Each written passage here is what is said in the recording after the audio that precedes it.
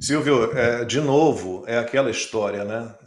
O depoente ali, a testemunha, não diz o que o Alexandre de Moraes quer ouvir, né? Foge da narrativa esdrúxula, né? Com uma série de mentiras mal encadeadas por ele, e aí o cara vai para o destempero total.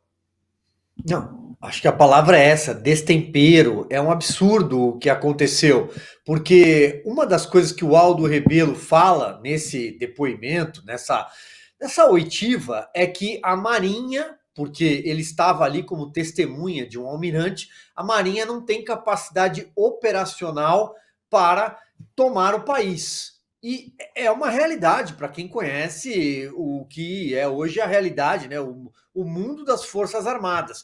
E o Alexandre de Moraes começa a se irritar com isso, porque parte dessa narrativa, desse roteiro hollywoodiano, cinematográfico do golpe de Estado, é que a Marinha ofereceria, né, teria a palavra que causa o embate ali é colocar à disposição, teria colocado à disposição um aparato bélico, tanques e por aí vai. E aí o Aldo diz: olha, eu fui ministro da Defesa, ele foi ministro, aliás, de Ciência e Tecnologia, articulador político, ministro do Esporte, inclusive. O Aldo diz: olha, pelo que eu sei, a Marinha não tem capacidade, porque o Brasil tem 8,5 milhões de quilômetros quadrados, não tem condições. E ele já não gosta a partir daí.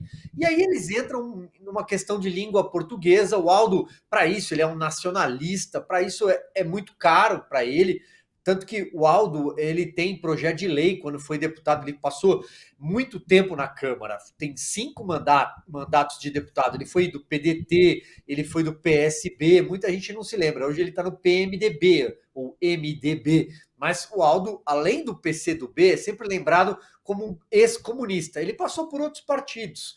Então, um dos projetos de lei dele é contra estrangeirismos. Ele não gosta do dia do Halloween, ele criou o dia do Saci e por aí vai. O Alexandre de Moraes, ele não aceita ser confrontado. O jornal Estado de São Paulo chegou a fazer um editorial, não tem muito tempo, umas 2 ou 3 semanas, exatamente nesta linha. O ministro Alexandre de Moraes não aceita ser confrontado em nada, porque ele age ali naquela cadeira, além de ser vítima, juiz, policial, delegado, investigador, ele também é promotor, ele age como se fosse o procurador, age como se fosse a figura do Ministério Público. Um detalhe interessante só em relação ao que a Ana falou, olha, o Boulos, por exemplo, tem que comer muito arroz e feijão para um dia chegar no Aldo Rebelo, né? Já que eles bateram boca no Twitter.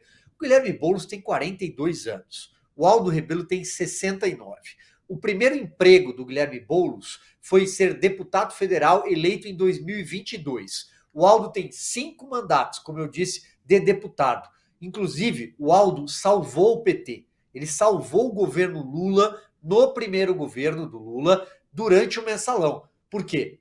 Numa artimanha, numa madrugada, o Severino Cavalcante vence a eleição para a Câmara em 2005, naquela sucessão do João Paulo Cunha, e o Severino passa 7 meses à frente da Câmara. Acaba caindo porque o governo não queria, tinha muita força naquela época, o PT e a sua base, tiram o Severino por conta de um cheque, ele extorquia a manicure, extorquia o Buani, que era dono de um restaurante. E aí o Aldo Rebelo é lançado como um candidato para apaziguar os ânimos na Câmara já diante do mensalão, já naquele clima do mensalão, e o Aldo salva o PT. Ele vence a eleição contra um candidato do PFL, José Tomás Nonô, algo assim era o nome dele. Ele vence aquela eleição e salva o PT a partir dali. Ou seja, o PT é devedor. A esquerda, inclusive, é devedora dele. Então, eu acho que neste momento a gente vai assistir, talvez ao longo do programa, com outras pautas, a gente vai passar por isso, Lacombe, para finalizar. A gente vai assistir também ao divórcio, a ruína do consórcio de poder entre o que é o PT e o Supremo Tribunal Federal.